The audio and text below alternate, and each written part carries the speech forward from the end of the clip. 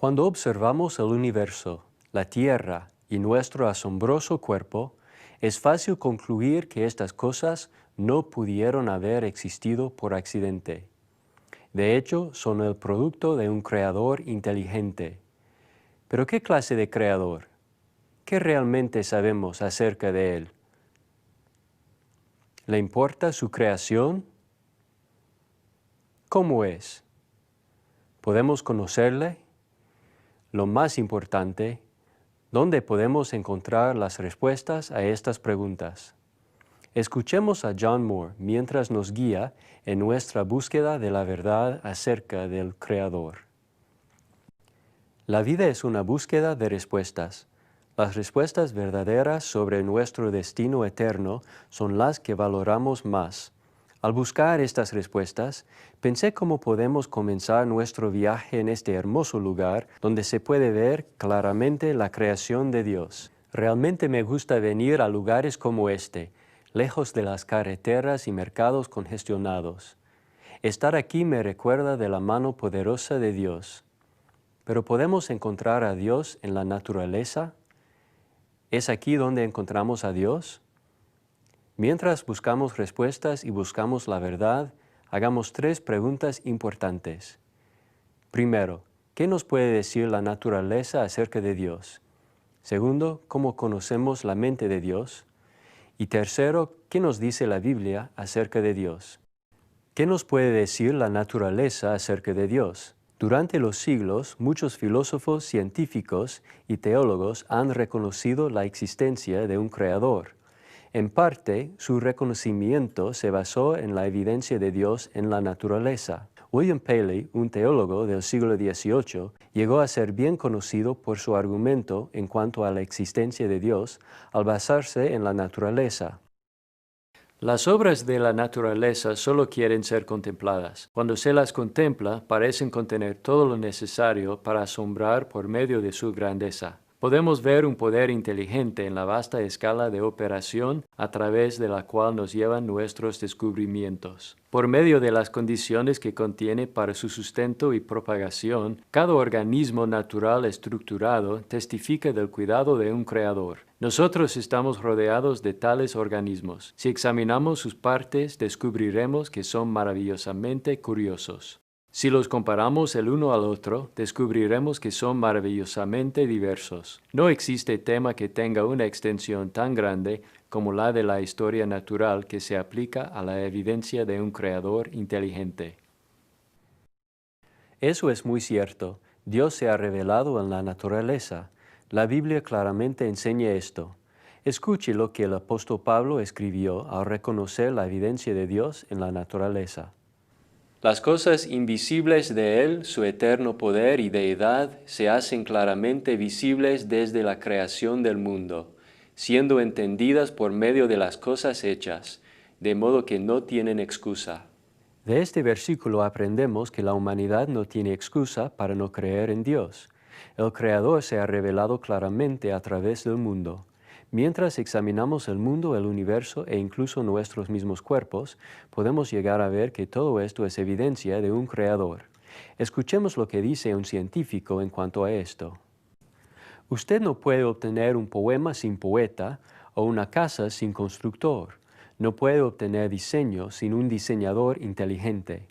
La complejidad en una célula, la complejidad en las condiciones atmosféricas de la Tierra, la distancia entre los planetas, todo fue puesto allí con un propósito. Por ejemplo, si observamos el sistema nervioso humano, vemos que está compuesto de billones de células y que fue deliberadamente arreglado para poder transmitir una señal de una parte del cuerpo a la otra. En un nivel microscópico, vemos que una sola célula tiene canales iónicos, canales del voltaje y una membrana potencial. Fue diseñada específicamente para hacer algo, llevar un impulso nervioso de una célula a otra. Si observa la célula profundamente, encontrará ADN, el código biológico de la vida que permite que la célula se perpetúe. Dentro de la célula se encuentra este código químico increíblemente complejo. Sin embargo, algunos esperan que creamos que todo esto llegó a existir por casualidad. Una y otra vez, cuando observa toda la naturaleza, puede ver algo como una flecha resplandeciente que apunta a un creador, a un diseñador inteligente. Ese diseñador es Dios. Sí, Dios declara a través de la naturaleza, estoy aquí, yo existo. Pero ¿qué revela el mundo acerca de Dios? Revela que Él es un arquitecto inteligente y magistral que es capaz de crear y sustentar este universo complejo. Revela que Él es un creador de organismos impresionantes y sistemas diseñados intricadamente. Revela que Él es más grande y más poderoso de cualquier fuerza que pudiéramos imaginar. No obstante, aunque estemos impresionados por esta creación maravillosa, no podemos conocer la mente de Dios al observar un árbol o la naturaleza en alguna forma. Yo no puedo saber si Dios me ama. No puedo saber si existe el cielo o el infierno. No puedo saber qué hacer para ser salvo al simplemente ver el suelo en el que camino. Entonces, ¿cómo puedo conocer la mente de Dios? ¿Cómo puedo conocer su voluntad para mí? ¿Y cómo puedo saber qué debo hacer para ser salvo? Respondamos esa pregunta. ¿Cómo puedo conocer la mente de Dios? En la Biblia, el apóstol Pablo abordó ese mismo tema. Porque ¿quién de los hombres sabe las cosas del hombre, sino el espíritu del hombre que está en él? Así tampoco nadie conoció las cosas de Dios, sino el espíritu de Dios.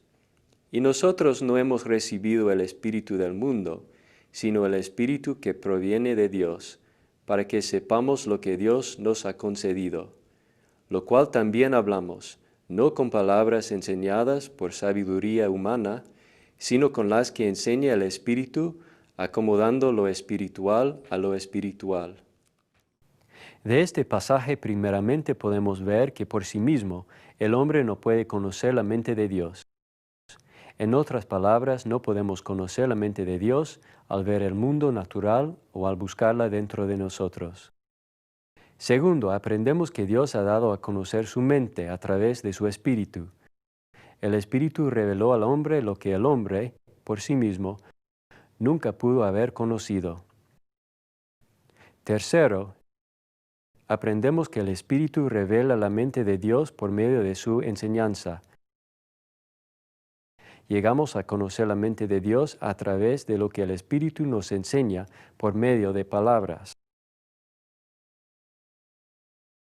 Las palabras del Espíritu están en la Biblia. La Biblia es la mente de Dios que el Espíritu de Dios dio a conocer. A la Biblia nos referimos como la Escritura. Veamos lo que la Biblia nos dice en cuanto al origen y propósito de la Escritura. Toda la Escritura es inspirada por Dios y útil para enseñar, para redarguir, para corregir, para instruir en justicia, a fin de que el hombre de Dios sea perfecto, enteramente preparado para toda buena obra. Pablo dice que las Escrituras vinieron por inspiración divina. En ese pasaje la palabra inspiración significa literalmente soplo de Dios. Cuando va al griego, el idioma en que el Nuevo Testamento se escribió originalmente, se encuentra la palabra theopneustos, que es una palabra compuesta. La primera palabra significa Dios y la segunda significa soplado. Así que Pablo estuvo diciendo que toda la Escritura es realmente soplada por Dios.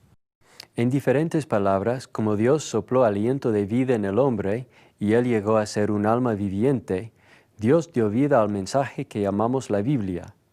La Biblia es muy viva y activa, no tenemos una carta muerta, tenemos un mensaje vivo que vino directamente de la mente de Dios.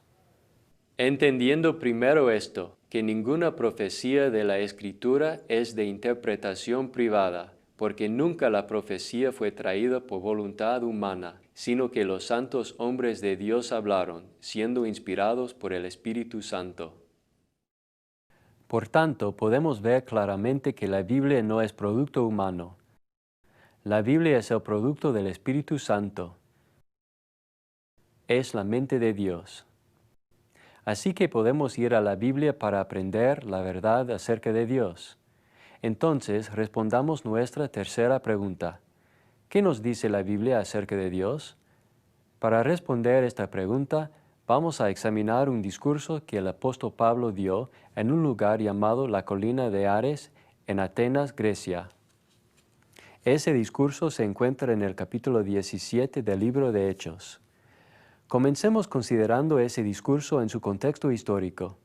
Después que Pablo se convirtió a Cristo, no pasó mucho tiempo hasta que comenzó a esparcir las buenas nuevas de Cristo. Al viajar por las ciudades como Listra, Filipos y Tesalónica, tomó tiempo para enseñar a otros acerca de Jesús y el reino de Dios. Cuando Pablo llegó a Atenas, descubrió que la ciudad estaba sumergida en idolatría. La gente de Atenas era extremadamente religiosa, tan religiosa y supersticiosa que incluso había levantado un altar con una inscripción que decía al Dios no conocido. Tal vez ellos temían incluso ofender a algún Dios que no conocían, así que levantaron un altar en honor de este Dios, del cual no sabían nada. Pablo también se encontró con varios filósofos y personas eruditas de su tiempo. Atenas era bien conocido por sus filósofos, como también por su énfasis en la política, la literatura y la erudición. Sin embargo, cuando Pablo habló en la colina de Ares, donde a menudo se realizaban procesos religiosos y morales, expresó que el verdadero creador del universo realmente estaba muy interesado e involucrado en los asuntos de los hombres. Leamos lo que Pablo reveló a la gente de Atenas acerca del Dios a quien llamaban el Dios no conocido. Varones atenienses, en todo observo que sois muy religiosos, porque pasando y mirando vuestros santuarios, hallé también un altar en el cual estaba esta inscripción: al Dios no conocido, al que vosotros adoráis, pues sin conocerle, es a quien yo os anuncio. El Dios que hizo el mundo y todas las cosas que en él hay, siendo Señor del cielo y de la tierra, no habita en templos hechos por manos humanas, ni es honrado por manos de hombres, como si necesitase de algo, pues Él es quien da a todos vida y aliento y todas las cosas. Y de una sangre ha hecho todo el linaje de los hombres, para que habiten sobre toda la faz de la tierra, y les ha prefijado el orden de los tiempos y los límites de su habitación. Al responder la pregunta, ¿qué nos dice la Biblia acerca de Dios?, podemos aprender del discurso de Pablo que primeramente Dios es el creador de todo. Realmente Dios es el creador de todas las cosas. Sugerir que esta creación hermosa y este universo muy complejo son el producto de casualidad es irrazonable. En el tiempo de Pablo, la creencia que Dios existía era una creencia bien conocida y bien establecida. Pero como Pablo enfatizó, solo existe un Dios que ha creado todo. Ciertamente solo existe un Dios. Y como Pablo argumentó luego en su discurso, no debemos adorar a Dios ignorantemente. No debemos ser como la gente de Atenas, que adoraba a Dios en una manera vana, según los términos de sus propias conciencias. Pablo les reveló que Dios es el gobernante del universo y que Él es el creador de todas las cosas. Ya que Él es el creador de todas las cosas, debemos adorarle de acuerdo a su voluntad. No debemos adorar a Dios sin conocimiento. Por ende, hemos aprendido que Dios es el creador de todo. Segundo, notemos también por el texto en Hechos 17 que Dios está al alcance de todos. Escuche lo que Pablo dijo al continuar su discurso. Y de una sangre ha hecho todo el linaje de los hombres, para que habiten sobre toda la faz de la tierra, y les ha prefijado el orden de los tiempos y los límites de su habitación, para que busquen a Dios, si en alguna manera palpando puedan hallarle, aunque ciertamente no está lejos de cada uno de nosotros. Porque en Él vivimos y nos movemos y somos, como algunos de vuestros propios poetas también han dicho, porque linaje suyo somos. Siendo pues linaje de Dios, no debemos pensar que la divinidad sea semejante a oro, o plata, o piedra, escultura de arte y de imaginación de hombres. Las palabras del apóstol Pablo son muy confortantes, ya que nos revelan que a Dios le interesa su creación. Él ha fijado los límites de la habitación del hombre y ha estado involucrado en los asuntos humanos y en el surgimiento y decline de las naciones. Aún ahora, las cosas malas que nos pasan en esta vida pueden tener un propósito útil. Todas estas cosas pasan para que recordemos buscar a Dios. Cuando encontremos a Dios, llegaremos a darnos cuenta que Él no es como los dioses falsos del paganismo. Él es diferente a esos dioses. El único Dios vivo y verdadero no es hecho de piedra u oro, creado por la imaginación de seres humanos, como el apóstol Pablo indicó. No habita en templos hechos por manos humanas. El único Dios vivo y verdadero es espíritu. Posee una personalidad. Al único Dios vivo y verdadero le interesan los asuntos de los hombres. A Él le importamos, provee para nosotros, provee para nuestras necesidades físicas y espirituales. Envía la lluvia sobre justos e injustos. Envió a su Hijo para morir por todos los pecadores, para que ellos puedan llegar a ser sus hijos. Tener la oportunidad de ir a vivir con Él por siempre en su morada está más allá de nuestra habilidad de comprender. El término padre evoca en nuestras mentes la idea de una familia amorosa. En el primero de Juan 4:8, el apóstol Juan dijo que Dios es amor. Dios no solamente es amor, sino según la Biblia también es nuestro Padre. Él es nuestro Padre celestial. Como un padre, anhela tener una relación con sus hijos, su creación. De hecho, Dios quiere que le amemos. Nosotros también queremos ser amados. Todos deseamos ser aceptados. Todos deseamos una relación. El Dios de la Biblia puede proveernos esa relación. A través de los tiempos, el hombre ha estado buscando algo. Ha buscado aceptación. Cuando la gente construyó la Torre de Babel, ellos buscaron hacerse de un nombre y se juntaron con propósitos inmorales. En otros tiempos, a través de la historia, la gente buscó el amor que estaba faltando en sus vidas. Ellos renunciaron a cosas que eran buenas. Tenían relaciones adecuadas con sus amigos y familiares, pero buscaban otras cosas que no eran buenas. La profesión de salud mental está repleta de recursos para que la gente encuentre ese amor faltante en sus vidas.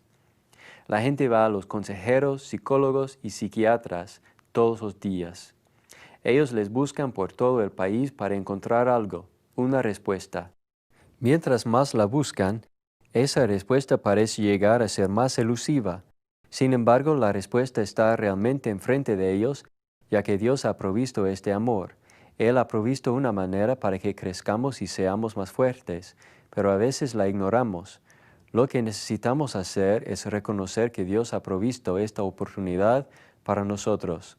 Ha provisto a su Hijo unigénito, dio a su Hijo para que tengamos vida y desarrollemos esta relación. Aunque podemos obtener ayuda de otras fuentes, lo que realmente necesitamos hacer es regresar a la Biblia para leer y estudiar lo que Dios nos ha dado. Esto muestra el gran amor que Él tiene y que nos ha provisto.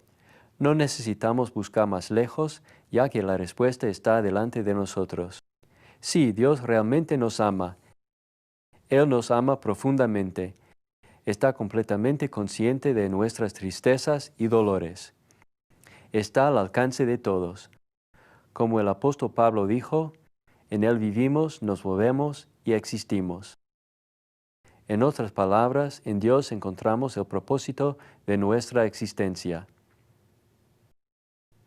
Consideremos que Dios no solamente es el creador de todos, y que no solamente está al alcance de todos, sino que tercero, Dios también quiere dar la salvación a todos. Pero Dios, habiendo pasado por alto los tiempos de esta ignorancia, ahora manda a todos los hombres en todo lugar que se arrepientan, por cuanto ha establecido un día en el cual juzgará al mundo con justicia, por aquel varón a quien designó, dando fe a todos con haberle levantado de los muertos. Como hemos oído, Dios juzgará al mundo un día. Ya que un día juzgará al mundo, Él ha provisto el medio para que todos se salven. Ciertamente, Él quiere que todos se salven. Por ende, Él nos ha dado a todos una igual oportunidad para ser salvos, a través de la resurrección de su Hijo Jesucristo. Algo que necesitamos entender es que Dios ama a todos los pecadores, de todo lugar, a pesar de lo que hayan hecho. Ni la magnitud ni la multitud de nuestros pecados puede impedir nuestra salvación.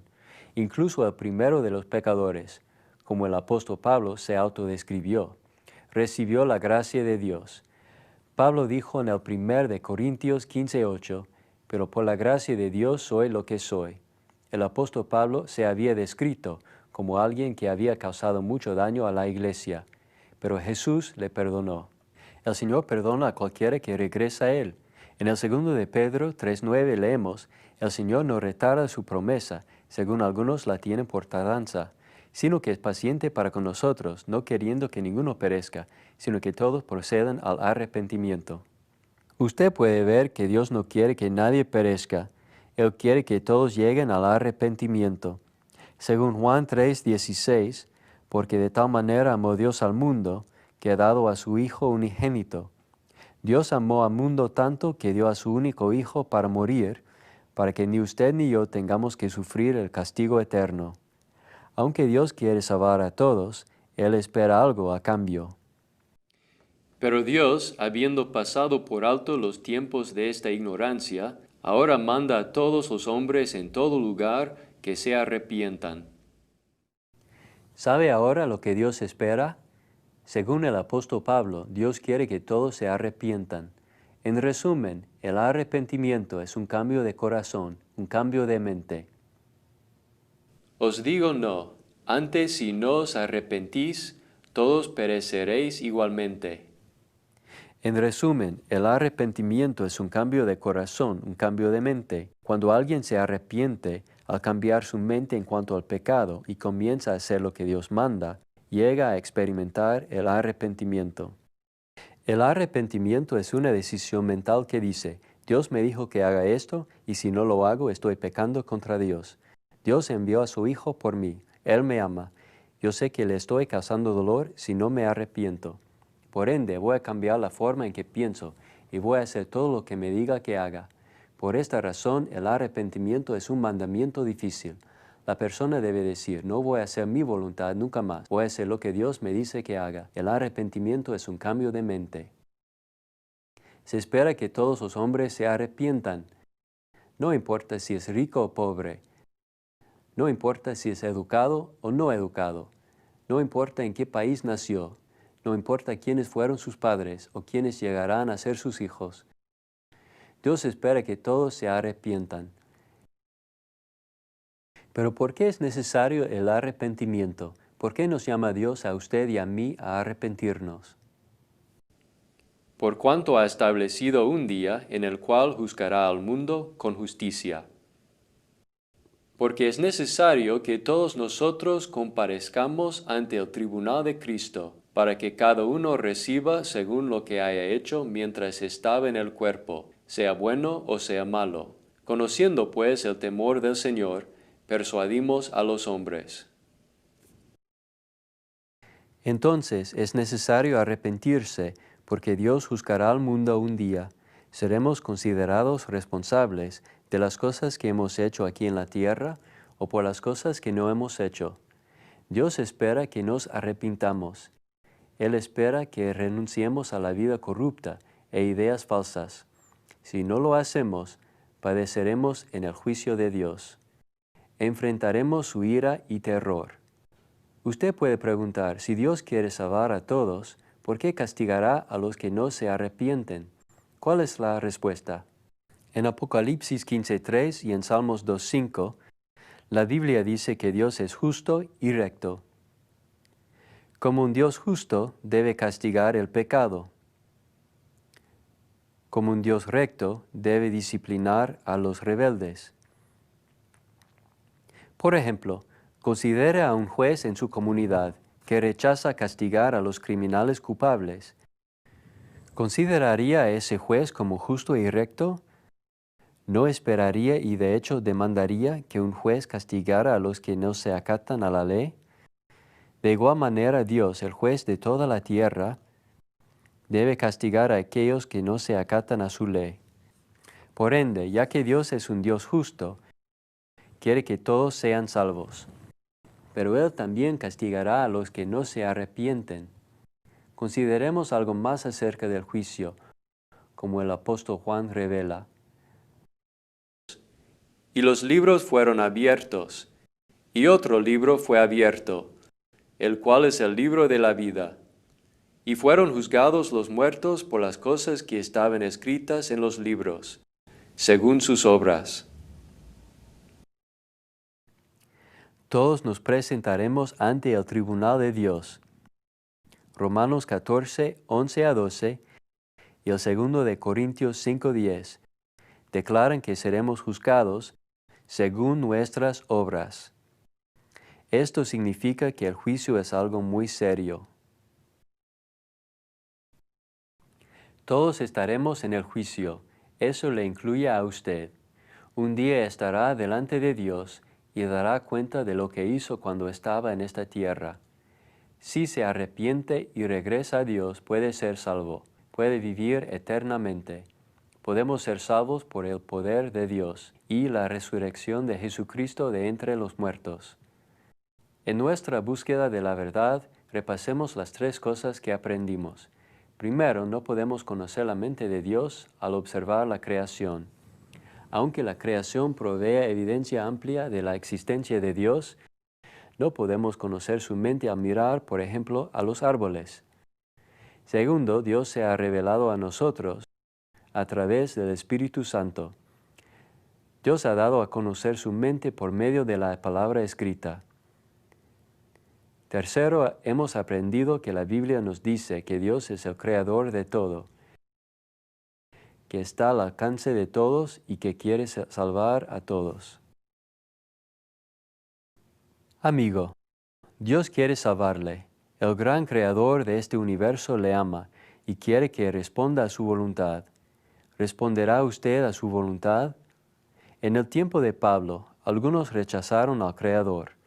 Ellos no se arrepintieron de sus pecados cuando fueron confrontados por la verdad. ¿Qué acerca de usted? ¿Qué tal si en su búsqueda de la verdad descubriera que lo que se le ha enseñado o lo que cree ahora es inconsistente con lo que la Biblia enseña? ¿Se arrepentiría, cambiaría, haría las cosas como Dios quiere? En nuestro viaje en busca de la verdad, espero que examine su vida para ver si realmente está en la fe. Recuerde que Jesús dijo, y conoceréis la verdad.